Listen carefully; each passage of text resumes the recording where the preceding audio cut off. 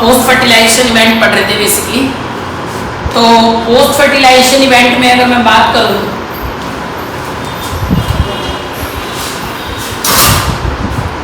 तो post fertilization event में अगर मैं बात करूं तो मैं जाइगोट करा चुका था, और अब मैं जाइगोट करा चुका था और जाइगोट के आगे अब मैं क्या कराने वाला हूं, देखो एक टर्म होता है that is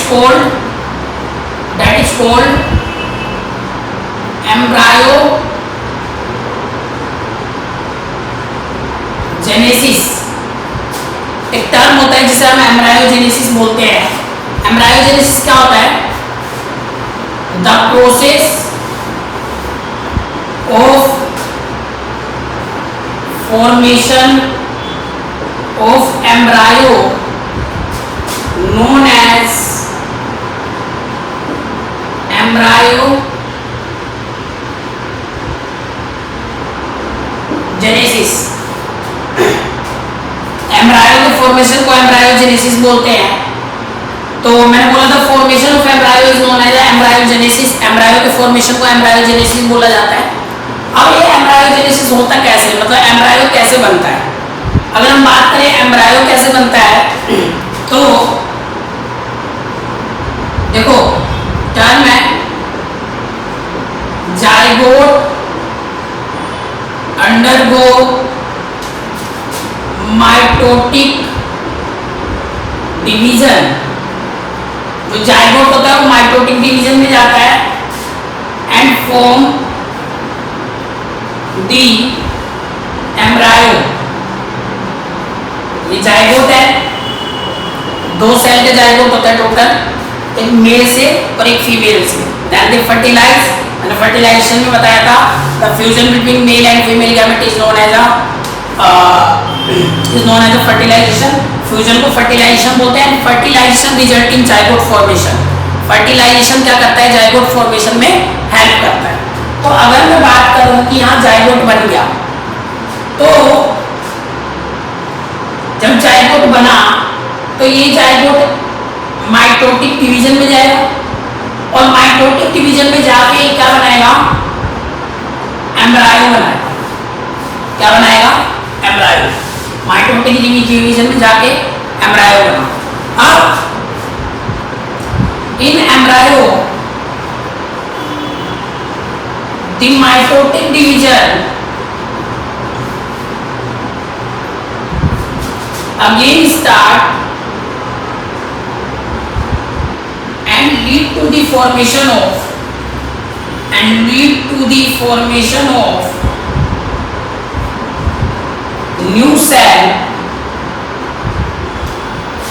and this cell become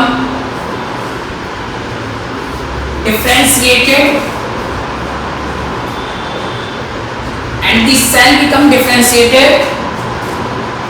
and form tissue, organ, etcetera.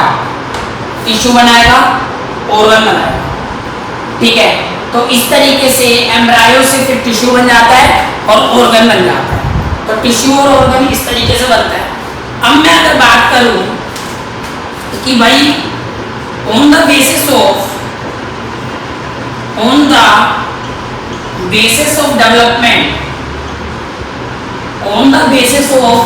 Development organism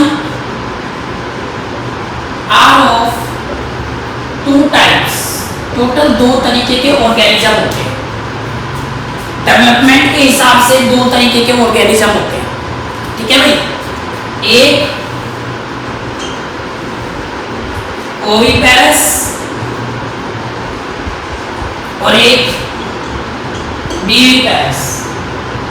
एक ओविपेरस ऑर्गेनिज्म होता है और एक बीविपेरस ऑर्गेनिज्म होता है। ओविपेरस कौन होते हैं, बीविपेरस कौन होते हैं, नेक्स्ट स्लाइड में बता रहा हूँ, तब तक नोट कर लो। फिर नेक्स्ट स्लाइड में मैं ओविपेरस और बीविपेरस बताऊंगा बेटा। चलो देखो भाई, ओविपेरस और बीविपेरस में क्या अंतर होता है। एक सिंपल सा डिफरेंस बताता हूँ पहले। देखो आज तक तुम लोगों ने बस इतना पढ़ा होगा कि ओविपेरस जितने भी होते हैं ना, ओविपेरस जितने भी, तो पहले सुन लेना सही से, फिर ओविपेरस जितने भी होते हैं वो एग ले करते हैं, ये तो सुना ही होगा, मैंने भी सुना है और तुम लोगों ने भी सुना है। बट अब आपको 12th क्लास में हो तो यहाँ पे थोड़ी सी डेफिनेशन में इसकी बदल जाएगी। थोड़ी सी डेफिनेशन कैसे बदलेगी, मैं मानता हूँ इस बात को, most of reptiles and bird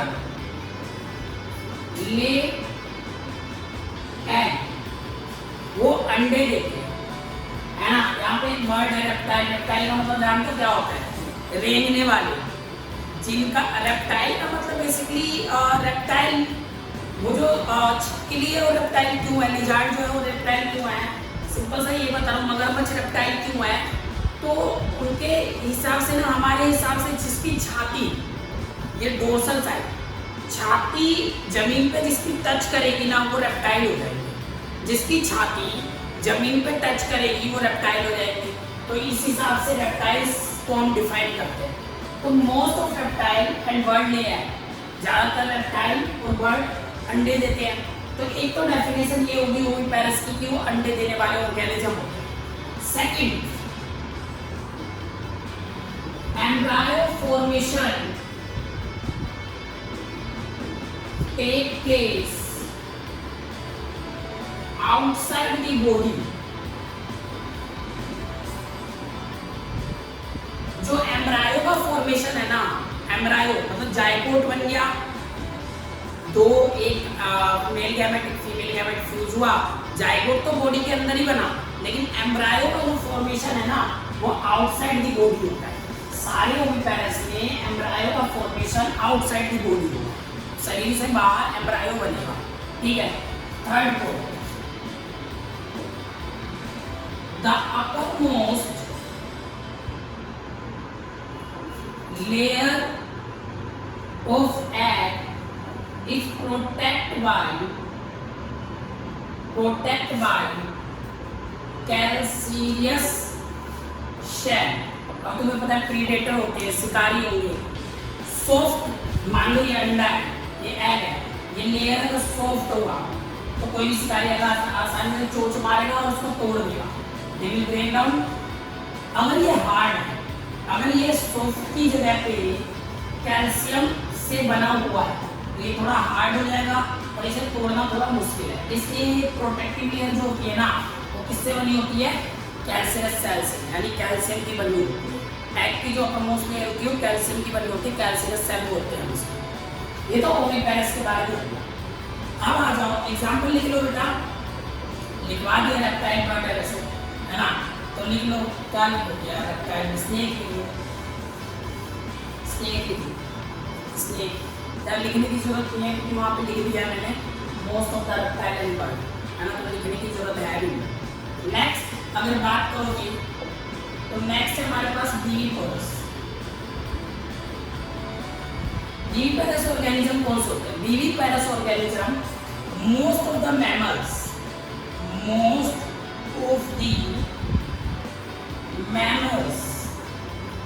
including human being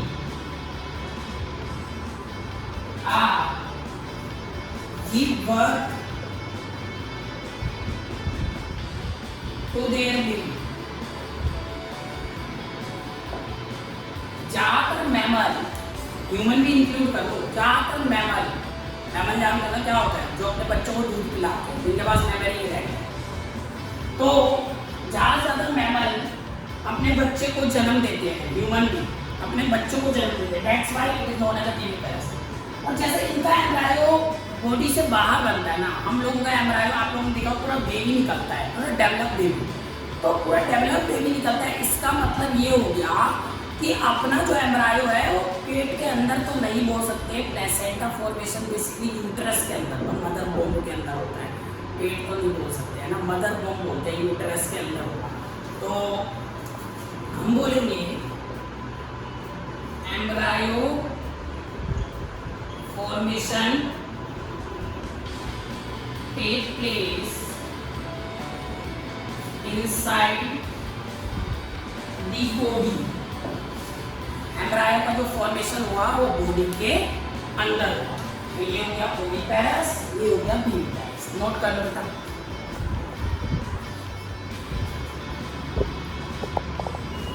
तो देखो भाई next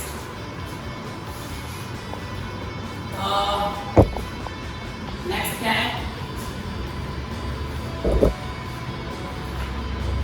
post fertilization event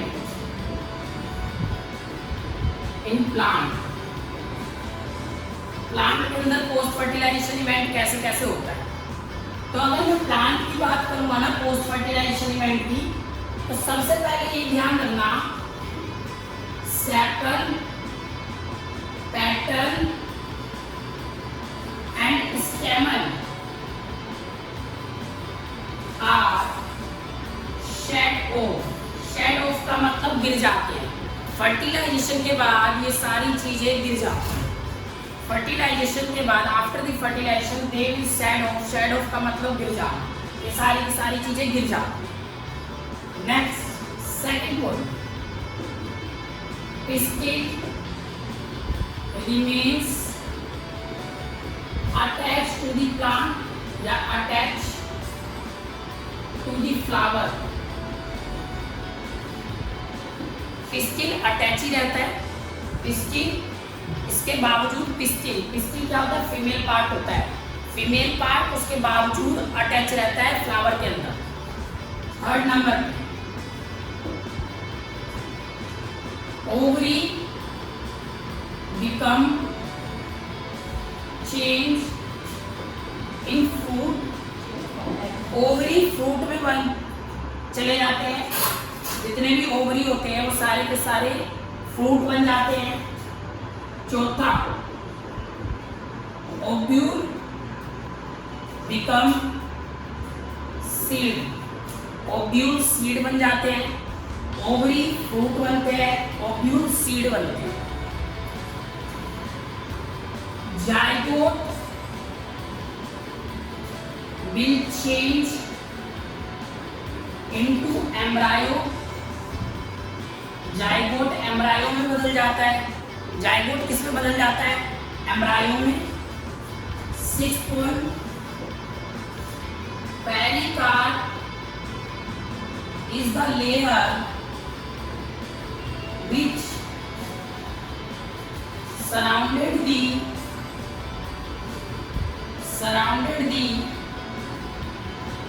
whole of ovary। Ovary के गोल को, ओवेरी के गोल को पेरिकार्प चारों तरफ से घेर लेता है। जो फ्रूट की अपर लेयर देखते हो ना, वो कुछ और नहीं, पेरिकार्प होता है। The upper layer of fruit is known as a pericarp, क्योंकि ओवरी फ्रूट बन रहा है और ओवरी के अपर लेयर को पेरिकार्प चारों तरफ से घेर लेगा। तो पेरिकार्प जो है वो अपर लेयर ऑफ फ्रूट भी बोल सकते हैं, अपर लेयर ऑफ ओवरी। क्लियर है भाई। Next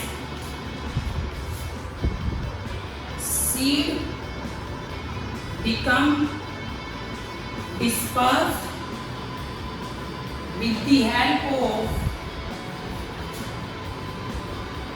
air, water and different agent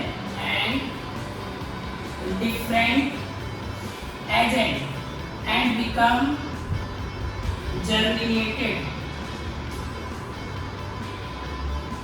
जो सीड होता है वो क्या करेगा, डिस्पर्स यानी फैल जाएगा। किसकी हेल्प से, एयर की हेल्प से, वाटर की हेल्प से या दूसरे किसी एजेंट की हेल्प से, और फिर वो जर्मिनेट हो जाएगा।